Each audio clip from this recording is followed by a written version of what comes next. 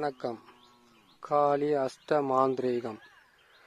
இந்த காளி அஷ்ட மாந்திரீகத்தில் பார்த்தீங்கன்னாக்கா, அனைத்து ஏவல் வில்லி சூனியங்களும் அழித்தொழிக்கும் மிகப்பெரிய மகா மந்திரம், மாடன் ஏவல் ஒழிக்க மந்திரம். இந்த மந்திரத்தை பாவயம் வேண்டாம். மாந்திரீக பிரயோகத்துக்கு பல வகையான பொருட்களும் தேவையில்லை. சாதாரணமாகவே இந்த மந்திரத்தை சொல்லி நீங்கள் வெற்றி பெறலாம். இதுக்கு செய்ய வேண்டிய விஷயம் என்னன்னு கேட்டிங்களேனாக்கா, வீட்டில் முன்னோர்களுக்கு, தெய்வங்களுக்கு, தேவதைகளுக்கு, இல்லை நீங்கள் வணங்குற தெய்வங்களுக்கு படையல் போடுவீங்க பார்த்தீங்களா? அந்த படையல் போட்டுட்டு அதற்கு முன்பதாக ஒரு விளக்கை மட்டும் வச்சு இந்த வீடு மாடன் ஏவல் மந்திரத்தை பிரயோகம் பண்ணாவே உங்களுக்கு இருக்கக்கூடிய தடைகள் கேட்டீங்கன்னாக்கா, ஏவல் பில்லி சூனியம் என்பதே ஒரு மனிதனுக்கு வளர்ச்சியை தடுப்பதற்காகவும், ஒற்றுமையை குலைப்பதற்காகவும், குடும்பத்தை கலைப்பதற்காகவும், அது மட்டும் இல்லாமல் சேர்ந்து இருப்பவர்களை பிரிப்பதற்காகவும், எத்தகைய நன்மையும் நடக்காமல் ஒவ்வொரு மனிதனும் கஷ்டப்படணும், கண்ணீர் விடணுன்றதுக்காக ஒரு மனிதர் இன்னொரு மனிதருக்கு பயன்படுத்தக்கூடிய இந்த அஷ்ட கர்ம மாந்திரிகத்தில் ஏவல் பில்லி சூனியமும் ஒன்று. ஏவல்னா ஆத்மாக்களை ஏவி விடுறது. பல வகையான கரும பொருட்களை சேர்த்து அதை ஏவலாக விட்டு அந்த குடும்பத்தை கலைப்பது.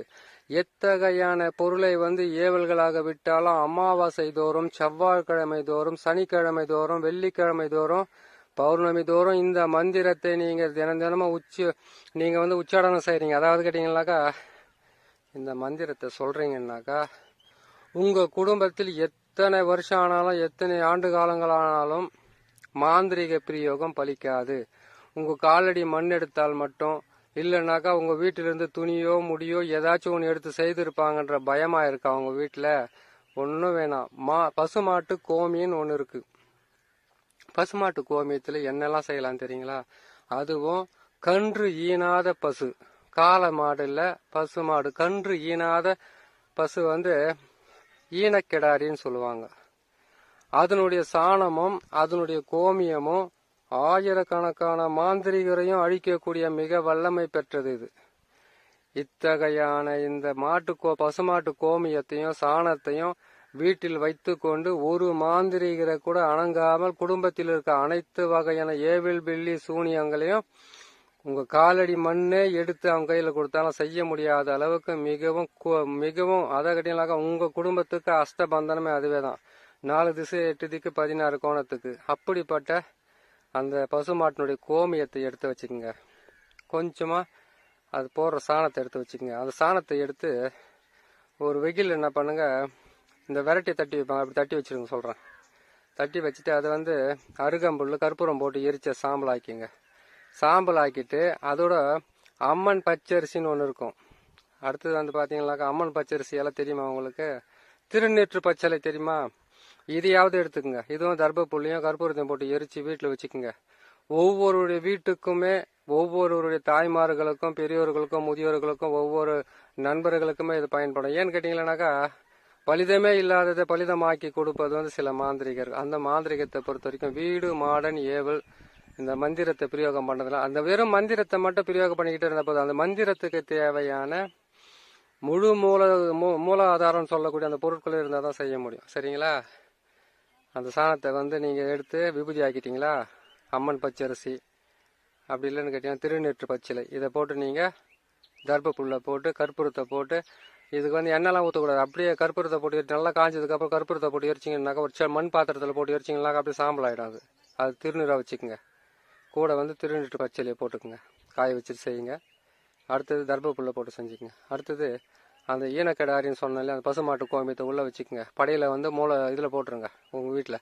போட்டுட்டு இந்த மந்திரத்தை கிழக்கு முகமாகவோ, மேற்கு முகமாகவோ, வடக்கு முகமாகவோ, தெற்கு முகமாகவோ, 4 முகமாகவோ, அதிகாலை, மதியம், மாலை, இரவு, ஒரே ஒரு நாளைக்கு, அதாவது கேட்டீங்களா, செவ்வாய்க்கிழமை, வெள்ளிக்கிழமை, அமாவாசை, பௌர்ணமி, அன்று ஒரு நாள் மட்டும் நீங்க இதை பிரயோகம் பண்ணாவே போதும். உங்க வீட்டுக்குள்ள இருக்கக்கூடிய துஷ்ட ஆத்மாக்களோ நல்லா என்ன பண்ணுங்க, ஒரு பாத்திரத்துல, செம்பு பாத்திரமோ, வெள்ளி பாத்திரமோ, அப்படின்னு கேட்டாக்க பித்தளை பாத்திரமோ, சில்வர் பாத்திரமோ, இல்ல மண் பாத்திரம் தான் எங்க வீட்டுல இருக்குது, எங்களுக்கு அந்த அளவுக்கு வசதி இல்லைனாக்கா மண் பாத்திரத்தை கூட எடுத்துக்கோங்க. அதே மண் பாத்திரத்தில் ஒரு 2 நாளைக்கு முன்னாடியே அந்த ஈனக்கிடாரினோட சாணத்தை வந்து நீங்கள் திருநீட்டு பச்சையில், அது முடியலன்னா அம்மன் பச்சரிசி, அப்படிலாம் தர்பப்புல் இதெல்லாம் போட்டு நீங்கள் சாணத்தை தட்டி வச்சு காய வச்சு அது கற்பூரம் போட்டு எரித்து விபூதியாக வச்சுக்கோங்க. அந்த விபூதி மேலே கற்பூரத்தை வச்சு ஏற்றுங்க, கொளுத்துங்க வீட்டுக்குள்ளே. கொளுத்திட்டீங்களா?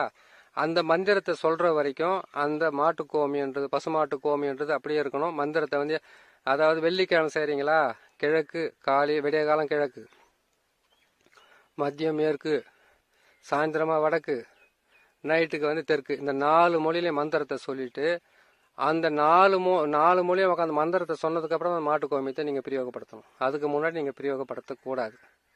உங்களுக்கு தெரியாது, நம்ம பேசுகிற வார்த்தைகளும் நம்ம இப்போ சொல்கிற மந்திரங்களும் நம்மளே சுற்றி வருதுன்றது உங்களுக்கு யாருக்குமே தெரியாது. நம்ம வீட்டில் இருக்கிற இறந்து போன ஆத்மாக்கள் எல்லாம் அங்கங்கே போயிட்டு ஒட்டிக்கிட்டு இருக்காங்க, நரகத்துக்கு போயிட்டு இருக்கிறாங்க, சொர்க்கத்துக்கு போயிட்டு நீங்கள் மந்திரத்தை சொல்லும்போது உங்கள் வீட்டுக்குள்ளே தான் இருப்பாங்க. வந்து உங்கள் குலத்தை காப்பாற்றும், உங்கள் குடும்பத்தை காப்பாற்றும், குலதெய்வமாக இருந்து உங்களுக்கு ஏற்படக்கூடிய பல பிரச்சனையிலிருந்து உங்களை காப்பாற்றணுன்னாக்கா இதை செய்யுங்க. பிரச்சனையே இல்லாமல் சந்தோஷமாக வாழணும், யாருக்கிட்டையும் போகக்கூடாது. நம்ம குடும்பத்தில் நோயாகவோ கடனாகவோ எதிரிகளோட தொல்லையோ ஏவல் பில்லி சூனியத்தால் ஏற்பட்ட பிரச்சனைகள் எதுவாக இருந்தாலும் அதிலிருந்து மீண்டு போவதற்கு நான் போடுற இந்த மந்திரத்தை கரெக்டாக நீங்கள் பயன்படுத்துங்க.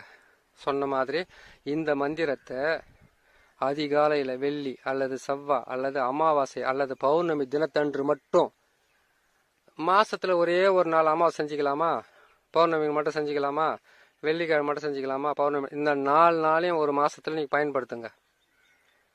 ஒரு கோயிலுக்கும் போறோம், ஒரு இடத்துக்கு போயிட்டு வரோம், நம்ம கோயில் குளத்துக்கு போறதாலும் தப்புன்னு சொல்லலாம். அங்கே போய் மணிக்கணக்காக செய்யணுமா? உங்க வீட்டில் உங்களுடைய பூஜை அறையில், எனக்கு வீடு இருக்குதுங்க, பூஜை அறையில் இருக்குது ஒரே ஒரு ரூமு தான், பரவாயில்ல, வீட்டு எல்லாம் என்ன பண்ணுங்க சுத்தமாக கவிட்டு வீட்டுக்குள்ளே வந்து கேட்டிங்கன்னா மஞ்சள் தண்ணி தெளிச்சுட்டு நீங்கள் உக்காந்து வெள்ளிக்கிழமை செவ்வாய்க்கிழமை அமாவாசை பௌர்ணமி அன்றைக்கு வந்து இந்த மந்திரத்தை நீங்கள் பிரயோகம் பண்ணிட்டு 4 திசை விடிய காலம் மதியம்னாக்க 12 மணிக்கு மேலே இல்லை 12 மணி கூட எடுத்துங்க.